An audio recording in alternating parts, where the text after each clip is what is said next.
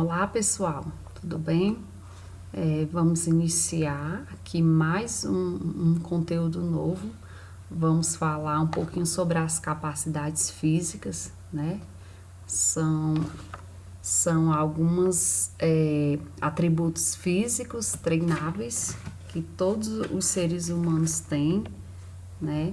Aqui nós temos a definição das capacidades físicas. Elas são definidas como todo atributo físico treinável no organismo humano.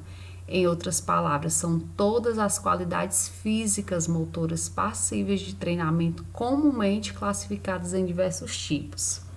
Muitas vezes, deficiências em algumas capacidades físicas podem levar uma pessoa a experimentar dificuldades para participar de certas manifestações da cultura de movimento.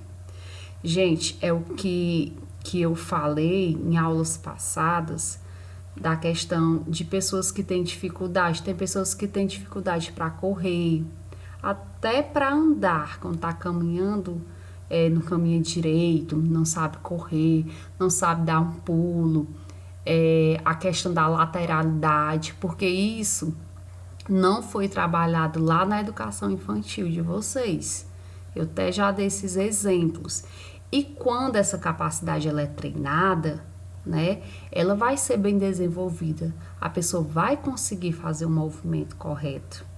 Então, é através das capacidades físicas que se consegue executar ações motoras, desde as mais simples às mais complexas, né, como andar, correr, saltar, nadar, que são coisas que a gente precisa treinar. A criança, né, aquele exemplo que eu dava na sala. A criança, ela vai sentar, né? Ela se vira, depois ela senta, depois ela começa a engatinhar, depois ela vai ficar de pé, aí depois ela vai começar a dar seus primeiros passos até conseguir andar. O fato de ser mais veloz, mais flexível, mais forte, tem uma origem hereditária, transmissível de pais para filhos, mas também tem a ver com a forma como vamos desenvolver, treinando as referidas capacidades ao longo dos anos. Então, tudo depende de como a gente treina. A dança, por exemplo, tem pessoas que não sabem dançar, né? Não gosta e tem essa dificuldade. Tem pessoas não, que já gostam de dançar, já sabe, já tem esse domínio, porque é treinado, ela pratica. Então, tudo que a gente for praticando, a gente vai ficar com capacidade física treinada. As capacidades físicas podem ser assim definidas, né? Agora a gente vai falar um pouquinho de cada uma. A primeira que a gente tem aqui é sobre a agilidade, que é a capacidade de executar movimentos rápidos e ligeiros com mudança de direção. Vocês vão até se confundir, né? Agilidade com velocidade, que é muito parecido. A diferença é que para você ser ágil, né? Vamos dar aqui um exemplo. Vamos dizer que você está correndo e tem alguma coisa na sua frente, apareceu. Então, você vai ter que ter agilidade de sair dali da frente naquele momento, de ir para o lado ou para trás, né? Então, você vai ter que ser ligeiro para mudar a sua direção. Flexibilidade é a capacidade de realizar movimentos em certas articulações com amplitude de movimentos apropriado. Agilidade, para ela ser trabalhada, pessoal, é muito importante a questão dos alongamentos. É um exercício ótimo para se trabalhar a flexibilidade, né? Antes da gente iniciar qualquer atividade física, é importante fazer o alongamento. E é através do alongamento que a gente vai conseguir a flexibilidade. Por exemplo, você está em pé e você tenta encostar seus braços, né, lá na pontinha do pé. Tem gente que não consegue, né? Tem gente que consegue até o joelho ou mais embaixo. Aí, com o tempo, quem vai praticando, com o tempo a pessoa consegue encostar lá na ponta do pé. Então, tudo é questão de treinamento. Outro exemplo, né, de flexibilidade. A criança, ela é bebezinha, que ela já tá sentando, ela consegue colocar o dedinho do pé dela na boca. Então, as crianças, os bebês, eles têm muita flexibilidade. Aí, com o tempo, pessoal, que a gente vai ficando, né, um pouquinho mais duro. A força. A força é a capacidade de exercer tensão contra uma resistência, que ocorre por meio de ações musculares. Aí a gente vai ver aqui que existe vários tipos de força. A primeira que tem aqui é a força isotônica, que é o tipo de força que envolve os músculos dos membros em movimento ou suportando o peso do próprio corpo em movimentos repetitivos. A gente tem um exemplo aqui de pular corda, que o pular corda, pessoal, ele também é considerado um exercício aeróbico, viu? Que a gente vai ver também mais na frente sobre os tipos de exercícios aeróbicos e anaeróbicos. Aí a força isométrica é o tipo de força que explica o fato de haver força produzindo calor e não havendo produção de trabalho em forma de movimento. Exercícios isométricos são aqueles que a gente faz tipo parado. No caso aqui dessa imagem, isso aqui é uma prancha, né? A gente chama o nome desse exercício de prancha. E aqui ele tá trabalhando a parte abdominal dele. É como se fosse um abdominal. Se você fizer isso, fique aí, deixa eu ver, para quem é sedentário, eu dou 10 segundos. Quem não é pode fazer 20, 25, você começa a tremer o corpo inteiro, você sente sua musculatura realmente tremendo. É um ótimo exercício, é um abdominal, a prancha. Força explosiva, potência, né? É a habilidade de exercer o máximo de energia em um ato explosivo. Aqui a gente tem um exemplo do agachamento, né? A gente tem vários tipos de agachamento, pessoal. Esse daí é uma barra, né, com o peso de um lado do outro, mas existe vários tipos de agachamento. Então, é considerado força explosiva, né? A gente tem aqueles campeonatos que o pessoal pega uma barra dessa, né, levanta e taca no chão. É bem rapidinho, é chamado de força explosiva. Agora vamos falar um pouquinho sobre a resistência. É a capacidade de sustentar uma dada carga de atividade o mais longo tempo possível sem fadiga. Aqui a gente está vendo uma imagem de uma maratonista, né? Isso aqui é uma maratona, que a gente sabe aí que o pessoal que corre, que faz maratona, é um percurso longo, então não é velocidade, não é como atletismo, 100 metros, que rapidinho corre, chegou. A uma maratona, ela já é mais longa, então ela precisa que a pessoa tenha muita resistência. É a mesma coisa de você acostumado a fazer uma caminhada, aí não quero fazer caminhada não, vou começar a correr. Aí você vai começar a correr, o que que acontece? Você vai criando resistência. Eu corri 3 minutos, agora eu consigo correr 5, e aí vai aumentando. Então, você está criando resistência. Aí, aqui a resistência aeróbica. A resistência aeróbica permite manter um determinado período de tempo um esforço em que o consumo de oxigênio equilibra-se com a sua absorção, sendo os esforços de fraca ou média intensidade. Então, quando eu falo em aeróbico, são exercícios mais fraco ou médio, né? Moderado, digamos assim. Uma corridinha bem básicazinha. Eu tô caminhando, aí vou correr um pouquinho. Então, ali é fraco ou médio, bem básico mesmo. Aí, a resistência anaeróbica permite manter um determinado período de tempo, um esforço em que o consumo de oxigênio é superior à sua absorção, acarretando um débito de oxigênio e que somente será recompensado em repouso, sendo os esforços de grande intensidade. Então, aqui, pessoal, a pessoa vai correr, né? Se eu vou correr numa resistência anaeróbica, é diferente da aeróbica, né? Que a aeróbica a gente viu que é aquela é aquela fraca ou moderada. Essa daqui já é um esforço maior, onde a pessoa vai correr por muito mais tempo. E também vem a questão da frequência, né? A velocidade, se ela tá correndo rápido. E aqui eu coloquei também, que é outra situação, também coloquei um agachamento, essa foto de um agachamento. O agachamento é onde a gente utiliza peso. Toda atividade física que utilizar peso, ela é uma atividade física anaeróbica.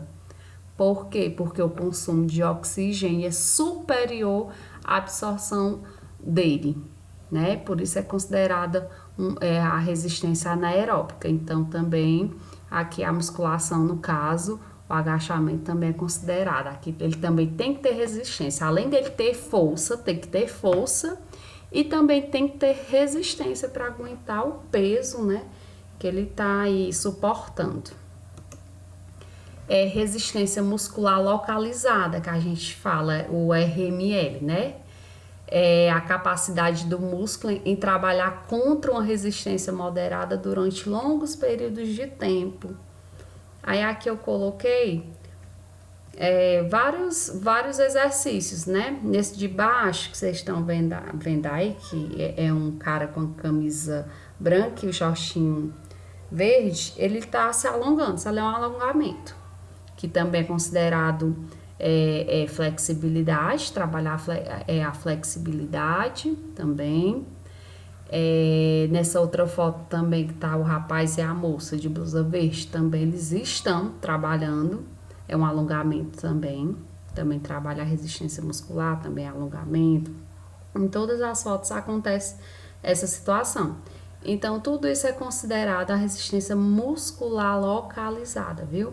O polichinelo, pular corda, o agachamento, correr, pular, saltar, tudo isso é considerado resistência, para você criar resistência.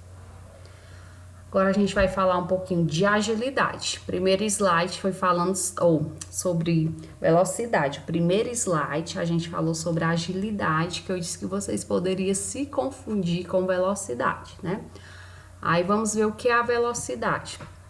A velocidade é a capacidade de executar movimentos cíclicos na mais alta velocidade individual possível.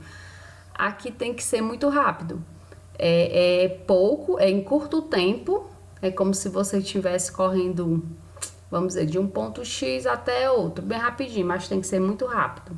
E a gente viu que a agilidade é a questão da mudança de direção, você tem que ser rápido, mas mudar de direção. Aqui não precisa disso, só tem que ser muito rápido.